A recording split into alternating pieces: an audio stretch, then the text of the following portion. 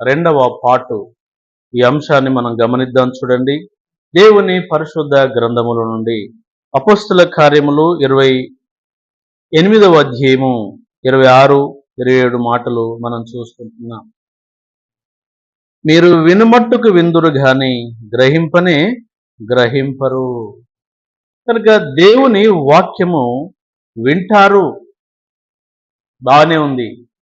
కానీ దేవుని వాక్యము విని దాన్ని గ్రహింపక ఉన్నారు. అంటే వారు విని కూడా వ్యర్థమే కదా అని ఆ లేఖన భాగంలో మనం చూస్తున్నాం. వినాలి, దాన్ని గ్రహించాలి. ఈ ప్రవచన వాక్యములను చదువువాడును, వినువాడును, గ్రహించువాడును ధన్యులు అనే సంగతులు ప్రకటన గ్రంథం 1వ అధ్యాయము 3వ వచనంలో మనం చూస్తాం. సమయము సమీపించినది గనక ఈ ప్రవచన వాక్యములను చదువువాడును వాటిని విని విందులో వ్రాయబడిన సంగతులను గ్రహించినవాడు ధన్యుడు అని చూస్తాం. కనుక వాక్యమును వినాలి, అదే సమయంలో విన్న వాక్యమును గ్రహించి దాని ప్రకారంగా నడుచుకునుట ధన్యత. విన్న గ్రహింపకపోతే వ్యర్థము అనే సంగతులు అక్కడ మనం చూస్తున్నాం. రెండవదిగా మనం గమనించినట్లయితే సంఘములో మరి ఉన్న లేనట్లే అనే సంగతులు దేవుని పరిశుద్ధ గ్రంథములో మనం చూస్తున్నాం. ప్రకటన గ్రంథమే 3వ అధ్యాయము 15వ వచనంలో చూసినట్లయితే, నీ క్రియలను నేను ఎరుగుదును, నీవు చల్లగానైనను వెచ్చగానైనను లేవు, నులివెచ్చనగా ఉన్నావు. కనుక నా నోటి నుండి నిన్ను ఉమ్మివేయ ఉద్దేశించున్నాను అనే మాట అక్కడ మనం చూస్తున్నాం. కనుక నులివెచ్చన జీవితం అయితే చల్లగానైనను వెచ్చగానైనను లేక నులివెచ్చన జీవితం. ఉన్నావా అంటే ఉన్నా అన్నట్లు, ప్రభు కొరకు ఉన్నావా అంటే ఉన్నా అన్నట్లు, ప్రయోజనకరంగా లేని జీవితమును అక్కడ మనం చూస్తున్నాం. పూర్తిగా చల్లగా కాదు, పూర్తిగా వెచ్చగా కాదు, నులివెచ్చన జీవితం. నులివెచ్చిన జీవితం అది సరైనది కాదు. ప్రభు కొరకు సాక్షిగా ఉండాలి, ప్రభు కొరకు జీవించాలి. ఉన్నవా అంటే ఉన్నట్లు ఉండడము కరెక్ట్ కాదని ఆ లేఖన భాగంలో మనం చూస్తున్నాం. మూడవదిగా మనం గమనించినట్లయితే లూకా సువార్త 12వ అధ్యాయము 16 నుండి 20 వరకు మనం చూసినట్లయితే ఒక ధనవంతుని ఆస్తి ఎంతో విస్తరింపబడినట్లు మనం చూస్తున్నాం. అదిగో ఆస్తి సమకూర్చడానికి అతనికి స్థలము లేదు అనే సంగతులను అక్కడ మరి మనం చూస్తున్నాం. చూడండి, 16 నుంచి 20 వచనం వరకు మనం చూసినట్లయితే 20 వచనం వరకు అక్కడ మనం చూస్తున్నాం. ఇదిగో మరియు వారితో ఇట్లనను, ఒక ఉపమానం చెప్పను, ఒక ధనవంతుడు భూమి సమృద్ధిగా పండెను. అప్పుడు అతడు నా పంట కూర్చుకొనుటకు నాకు స్థలము చాలదు గనక నేను ఏమి చేతునని తనలో తాను అనుకొనెను. నా కొట్లు విప్పి వాటికంటే గొప్పవి కట్టించి అందులో నా ధాన్యమంతా నా ఆస్తిని కూర్చుకొని నా ప్రాణముతో, ప్రాణమా ఇక తినుము తాగుము సుఖించుమని తన ప్రాణంతో చెప్పుకున్నాడు. ఆ రాత్రి అన్నాడు దేవుడు, వెరివాడా, నీవు సిద్ధపరిచినవి ఎవరి అగును, నీ ప్రాణమును అడుగుచున్నాను. చూసారా, ఎంత ఆస్తి ఉంటే ఏమి ఫలితం? దాన్ని అనుభవించడానికి మనకు జీవం ఉండాలి కదా. కనుక వాక్యం వింటున్న సహోదరి సహోదరుడు, ఉన్న అనుభవించలేని ఆస్తి అది ఉన్నా ఒకటే, లేకపోయినా ఒకటే. కనుక మనం చూస్తున్నాం, దేవుని వాక్యం విని కూడా దాన్ని గ్రహింపకపోవడం వ్యర్థం. నులివెచ్చిన జీవితము వ్యర్థం. ఎంత ఆస్తి ఉన్నా దాన్ని అనుభవించకపోతే అది ఉన్న వ్యర్థము అనే సంగతి చూస్తున్నాం.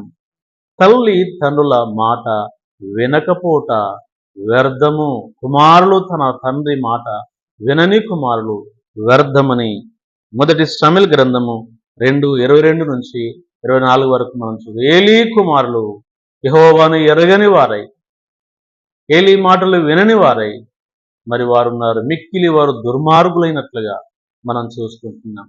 కనుక దేవుని మాటలు వినాలి, తన తండ్రి మాటలు వినని వారు, తండ్రికి లోబడిన వారు, వారు ఉన్నా లేకపోయినా ఒక్కటే అని అక్కడ మనం చూస్తున్నాం. సామెతల గ్రంథం 10:1 కూడా మనం చూస్తున్నాం. జ్ఞానం గల కుమారుడు తన తండ్రిని సంతోషపరచును. బుద్ధి లేని కుమారుడు, జ్ఞానము లేని కుమారుడు తన తల్లికి తండ్రికి దుఃఖము పుట్టించును అనే సంగతులు అక్కడ మనం చూస్తుంటాం.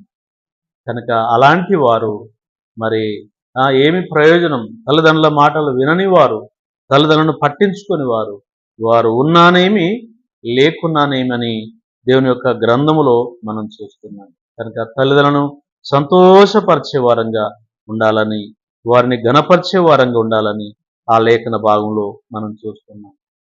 5వదిగా మనం గమనించినట్లయితే ఫిలిప్పీయులకు రాసిన పత్రిక, అపోస్తలుడైన పౌలు గారు ఫిలిప్పీయులకు రాసిన పత్రిక 1వ అధ్యాయము 21లో మనం చూసినట్లయితే, అదిగో నా బ్రతుకు కాలమంతా ప్రభు కొరకే నేను జీవించదను అని మరి దైవజనుడైనటువంటి పౌలు గారు పలుకుతున్న మాట అక్కడ మనం చూస్తున్నాం. నా మట్టుకైతే బ్రతుకుట క్రీస్తే, నా మట్టుకైతే బ్రతుకుట క్రీస్తు ప్రభు కొరకే, నేను క్రీస్తు ప్రభు కొరకు బ్రతుకుతానని తాను పలుకుతున్న విధానాన్ని మనం చూస్తాం. మన కొరకే మనం బ్రతకడము అది పెద్ద బ్రతికేమీ కాదు. క్రీస్తు ప్రభు కొరకు బ్రతుకుట అది ప్రయోజనకరం, అది దీవెనకరం, ఆశీర్వదకరం. తన మహిమ కొరకు నేను నన్ను ఆయన తయారు చేసుకున్నాను. యెషయా గ్రంథము 43:7లో మనం చూస్తుంటున్నాం. కనుక తన మహిమ కొరకు నిన్ను నన్ను ఆయన చేసుకున్నాడు. తనకు మహిమ తీసుకురావాలి. మనం తన కొరకు మనం జీవించాలి. మన కొరకు కాదు. తన కొరకు జీవిస్తే మన కొరకు ఆటోమేటిక్గా తాను జీవింప చేస్తాడు.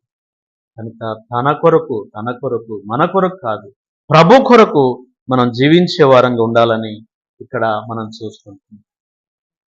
ఆదికాండము 5వ అధ్యాయం 21-24 వరకు చూసినట్లయితే, హానోకు అదిగో మెతుషెలను కనినప్పుడు 65 ఏండ్ల వాడు. అతడు 365 ఏండ్లు బ్రతికి ఉన్న వ్యక్తిగా మనం చూస్తున్నాం.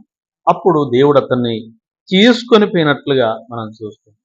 అంటే 65 సంవత్సరాలు లోకానుసారంగా తన కొరకు జీవించిన వ్యక్తిగా మనం చూస్తుంటున్నాం. కానీ 300 సంవత్సరాలు, ఎక్కువ సంవత్సరాలు దేవుని కొరకు జీవించిన వ్యక్తిని మనం చూస్తున్నాం. కనుక మన కొరకు కాకుండా మన ప్రభు కొరకు, మనలో సృజించిన ప్రభు కొరకు, మన పాపమును శాపమును మోసుకొని పోయి ఎన్నటికి శిక్ష లేకుండా చేసిన ఆ దైవ రాజ్యం కొరకు మనలో హక్కుదారులుగా చేసినటువంటి ఆ ప్రియాప్రభు కొరకు, మన కొరకు రక్తమును దారబోసిన ఆ ప్రియాప్రభు కొరకు మనం జీవించుట అది ప్రయోజనకరం. అందుకే పౌలు అంటున్నాడు, నా మట్టుకైతే బ్రతుకుట క్రీస్తే, చావైతే లాభకరం అంటున్నాడు. కనుక ప్రభు కొరకు మనము జీవించుట దీవెనకరం, ప్రభు కొరకు మనం ఉండుట మంచిది అనే సంగతులు ఇక్కడ మనం చూస్తున్నాం. వాక్యం విని కూడా దాని ప్రకారంగా జీవించకపోతే వ్యర్థము అని చూస్తున్నాం.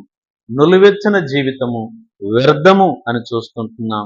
అలాగనే ఎంత ఆస్తున్నా దాన్ని అనుభవించకపోవడము వ్యర్థము అని చూస్తున్నాం. తల్లి తండ్రిని సన్మానించకపోవడం, వారిని సంతోషపరచకపోవడం అది వ్యర్థము ఉన్నా లేనట్లు అని చూస్తున్నాం. ఇక్కడ చూసినట్లయితే క్రీస్తు కొరకే మనం బ్రతుకుట మనకు దీవెనకరం, అనేకులకు దీవెనకరం. కాబట్టి ప్రభు కొరకు జీవిద్దాం. ప్రభుచ్చే మెండైన దీవెనలు, ఆశీర్వాదాలు పొందుకుందాం. ప్రార్థన. జీవం కలిగిన మా తండ్రి, స్తోత్రములు చెల్లిస్తున్నాం. ఉన్నా లేనట్లే వాక్యం వింటున్నారు, కానీ వాక్య ప్రకారంగా జీవించిన వారు, గైకొనిన వారు ఉన్నా లేనట్లు అని చూస్తున్నాం. ప్రభువా, ఆస్తి ఉన్నా దాన్ని అనుభవించకపోతే ఎంత ఆస్తి ఉన్నా వ్యర్థమే కదా, నులివెచ్చిన జీవితం వ్యర్థమే కదా అయ్యా. మరి మా తండ్రి, తల్లి తనుల మాట వినని వారు వ్యర్థమే కదా, అదిగో మీ కొరకు జీవించని జీవితము వ్యర్థమే కదా అని మేము చూసాం. ప్రభువా, ఆ రీతిగా మరి ఎవరైనా ఉన్నట్లయితే దయతో క్షమించి ఇక నుంచైనా నీ వాక్యం వింటున్న నీ బిడ్డలు దాన్ని గ్రహించి వాటి ప్రకారంగా జీవించినట్లు సహాయం చూపండి. వారు సంపాదించిన ఆస్తిని అనుభవించుటకు తగిన శక్తిని, బలమును, ఆరోగ్యమును నీ బిడ్డలకు అనుగ్రహించమని అడుగుతున్నాం ప్రభా. అదిగో తల్లిదండ్రుల మాట వినలేకున్నారా ఇంతకాలం, ఇక నుంచైనా వారి మాట విని వారికి లోబడి వారిని ఘనపరిచే భాగ్యం నీ బిడ్డలకు దయచేయమని అడుగుతున్నాం ప్రభా. ఆ రీతిగా ఇంతకాలం వారి ఇష్టానుసారంగా జీవించి వారి జీవితంలో నెమ్మది, శాంతి లేక ఉన్నారేమో, ఇక నుంచైనా మీ కొరకు వారు జీవిస్తూ మీరిచ్చే మెండైన దీవెనలు, ఆశీర్వాదాలు పొందుకోవటం కొరకు తగిన కృప నీ బిడ్డలకు అనుగ్రహించి మహిమయు, ఘనతయు, ప్రభావం పొందుతారండి. ఎవరైనా అనారోగ్య పరిస్థితులు ఉంటే అయా మీరు ముట్టండి, ఆరోగ్యాన్ని కలిగించి మహిమయు, ఘనతయు, ప్రభావమును మీరు పొందుతారండి. వాక్యానుసారంగా జీవించే నీ బిడ్డలకు మెండైన దీవెనలు, ఆశీర్వాదాలు అనుగ్రహించి మహిమ పొందాను.